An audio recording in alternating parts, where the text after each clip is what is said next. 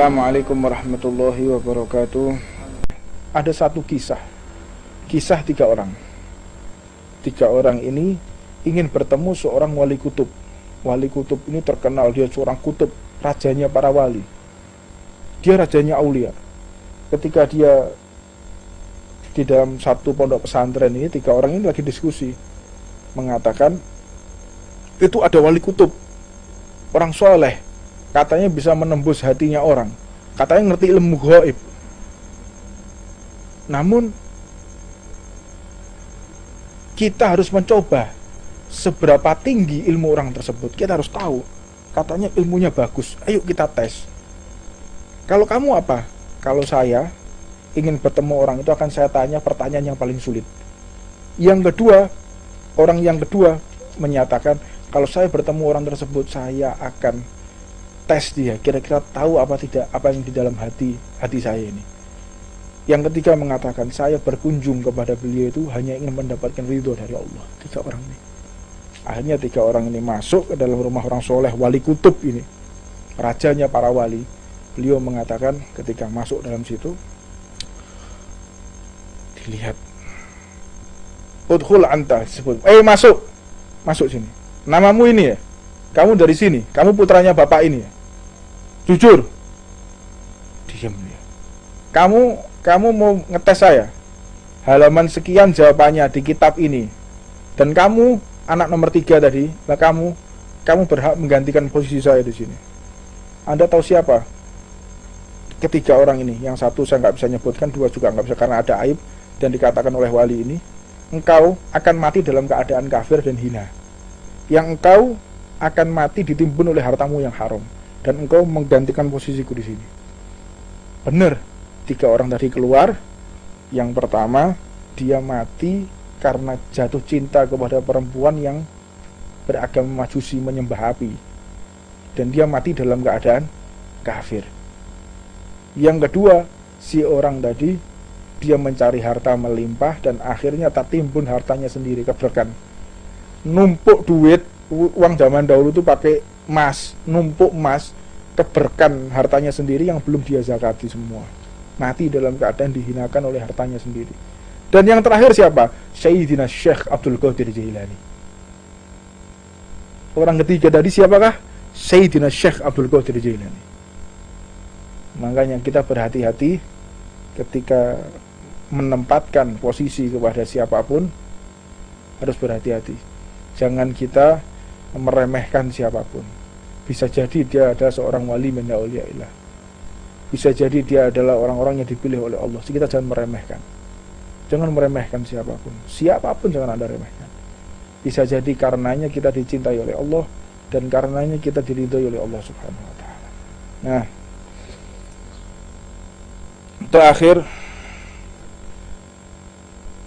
saya akan sedikit bahas tentang masalah alamatus sa'ah.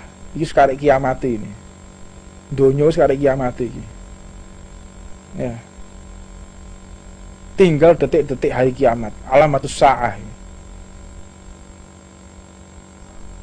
Karena apa? Sahabat sudah bertemu dengan Dajjal. Sahabatnya Nabi Muhammad itu pernah bertemu dengan Dajjal. Ini kabar gembira, juga kabar yang menyeramkan. Sampai bertemu makhluk yang namanya Al-Jasasah atau Jud wa Ma'jud. Bagaimana ciri-cirinya, bagaimana fisiknya, bagaimana kisah lengkapnya, insya Allah besok jika Allah izinkan kita akan live lagi. Jika Allah izinkan saya akan kupas dalam kitabnya Jauhar Lu'lu'yah. Al-Imam Nawawi dalam hadisnya Arba'in An-Nawawiyah, dalam kitabnya Jauhar Lu'lu'yah, itu dibahas bagaimana pertemuan sahabat Nabi dengan Dajjal. Dan ini menjadi fenomena akhir-akhir ini. Fenomena akhir-akhir ini bisa menjadi jawaban daripada segala sesuatu. Dan ada permintaan dari beberapa ashab menjawab, Habib, ini kan para a'immah ya, para a'immah itu tidak pernah menceritakan tentang masalah kiamat, fikih tahawulat ya. Itu Al-Habib Abu Bakar Al-Adni. Karena kalau kiamat itu diceritakan akan mematahkan semangat orang itu akan jadi ketakutan kalau diceritani masalah kiamat. Sehingga tidak ada kok di antara para salaf kita yang menceritakan masalah kiamat. Anda kurang belajar dan Anda kurang wawasan. Orang itu kalau lapar dikasih makan, kalau haus dikasih minum. Begitu juga yang namanya pembahasan masalah seseorang diberikan kabar masalah kiamat, itu lihat-lihat orang yang diajak ngomong. Kalau si dai ini menjelaskan kepada santri yang sudah takut kepada Allah, tiap hari baca Quran, tiap hari ngaji majelis taklim, setiap hari khatam Quran, setiap hari sholatnya 100 rakaat. Lah untuk apa kita takut-takuti itu, untuk apa? Cerita masalah kiamat. Lah sedangkan yang kita hadapi ini mucikari. Saya itu dakwah di hadapannya para bajingan, orang pakai tato-tato loh, bajingan. Teman-teman saya itu, sahabat teman sama saya, mucikari, jual perempuan, jual narkoba, itu banyak teman-teman saya. Lah terus kalau kita nggak ceramah model-model kayak begini, sing diweden-wedeni wae gak wedi lah meneh. Allah itu Ghafurur Rahim. Gak nyambung. Jadi kalau orang itu belajar, makanya jangan cuman kita belajar dakwah itu berada di dalam rumah. Cobalah Anda itu keluar, jangan menjadi katak dalam tempurung. Katak dalam tempurung tuh yang dia tahu cuman hanya dirinya, dia nggak tahu dunia luar tuh kayak apa, nggak tahu dia. Orang kalau cuman dakwahnya di Tuban, muter-muter Tuban, Anda nggak tahu bagaimana dakwah di Kamboja, bagaimana ketika kita kontak senjata, pegang senjata di Papua. Pernah apa enggak orang-orang itu? Pernah ke Poso sana, pernah kontak senjata, pegang parang, pernah? Kan enggak pernah. Beda toh cara dakwahnya. Musuh di sana pakai parang kok. Musuh di sana pakai senjata. Apakah kita dengan qala Allah Ta'ala dibunuh orang di sana? Saya waktu di Papua sana, di Sinak sana, tidur bawa senjata. Lalu mau gimana lagi? Tidurnya bawa senjata, besoknya taruh senjata, sholat. Kan begitu, malam tak khawatir OPM datang. Kan begitu. Ya terus, nggak perlu kita dakwah dengan senjata. Iya, lokasinya di mana? Drone. So drone nih, taab nih. Anda nggak tahu lokasi. Kalau lokasinya berada di Tuban, orang Tuban nih orang-orang yang luar biasa, menerima kelembutan, menerima. Kalau dakwahnya di daerah Ambon sana, dakwahnya di daerah konflik di NTT, NTB sana, Papua, mau nggak mau kita bawa senjata, mau nggak mau. Kan seperti itu. Nah, jadi orang itu berdakwah lihat kondisinya, situasi kondisi, sikonnya. Kalau ada orang berdakwah salah tempat, ketika dia menyampaikan, ya dia pasti akan mendapatkan celaka. Ada orang mabuk, makanya orang belajar taklim itu ya, perlu yang namanya seseorang tuh mengerti tentang masalah, seseorang benar-benar mengerti masalah cara menempatkan pembicaraan. Makanya dalam kitabnya Hai Umar Taujihun Nabi, metode dakwah, makanya dalam kitabnya Imam Haddad itu dakwah utama. Ya, itu baca dulu. Orang itu kalau berbicara, lihat dulu. Ini yang saya hadapi ini siapa? Pemabuk misalnya. Kalau yang dihadapi pemabuk, Anda jangan berbicara masalah orang mabuk itu bakal disiksa. Jangan. Tersinggung dia. Terus caranya bagaimana? Rayu dia. Anda kenapa mas mabuk? Anda kenapa berbuat seperti ini? Saya punya masalah hutang. Oh, berarti caranya untuk mereka supaya sadar bukan Allah Ghani, Allah itu maha kaya. Gak nyambung. Dompetmu tokno, duitmu tokno kayak no. Paham? Gitu caranya. Nggak ketemu. Orang lagi bingung bahas, nggak bisa bayar hutang, stres. Anda kasih Al-Quran, Anda kasih hadis. Ya akhirnya mau nggak mau Anda akan bertengkar. Caranya bagaimana? Ada orang kesusahan ekonomi, ya keluarkan dompet kita, keluarkan uang kita. Ini Pak, ini Mas, Anda kayaknya nggak punya masalah ini. Cari gara-gara. Anda punya masalah di luar, cari gara-gara ini. Iya Pak, saya punya masalah. Apa masalahmu? Saya masalah seperti ini. Iki lho duit. Selesaikan masalahmu. Mari. Tapi lah untuk punya masalah, Makanya sampean ku tobat. Lah itu tambah diantemi wong sampean. Jadi bisa menempatkan di mana ketika kita berdakwah ada orang tuh jelas-jelas dia cari masalah sama kita. Jangan cari masalah. Caranya bagaimana? Panggil. Ada cari masalah sama kita. Apa salah kita? Atau engkau mencuri perhatian supaya kita melihat engkau, tujuannya untuk apa? Kayak misal ada orang lewat cari perkara sama kita. Dia kan cari perkara sama kita. Itu jangan kita langsung respon, "Oh, enggak perlu kita cari." Ini orang ingin ketemu sama kita, ingin kenal sama kita, tapi caranya salah gitu. Caranya salah. Jadi kita juga harus panggil biar tidak mengusik hati. Ini orang ini pengen deket sama kita aslinya. Dia pengen duduk sama, cuma caranya salah. Tanya. Itu namanya manhaj dakwah. Jadi cara dakwah itu berbeda-beda ya. Ada orang tuh dakwah menggunakan gitar. Dakwah gitar. Ya. Ada juga orang dakwah menggunakan orkes, romai lama.